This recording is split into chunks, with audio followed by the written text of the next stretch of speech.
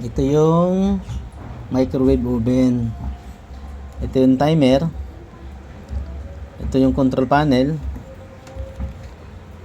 Tapos ito yung microwave niya. Ay magnetron. Ito yung high voltage transformer.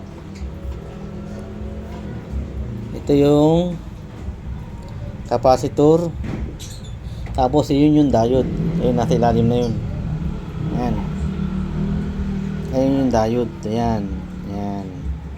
Maliit na yan. Nasa ilalim na yan. Ayan yung diode.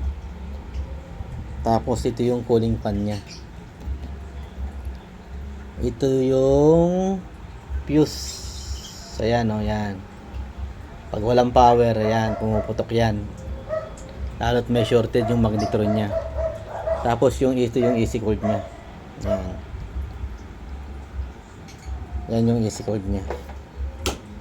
Ayan yung kabuuan ng microwave oven.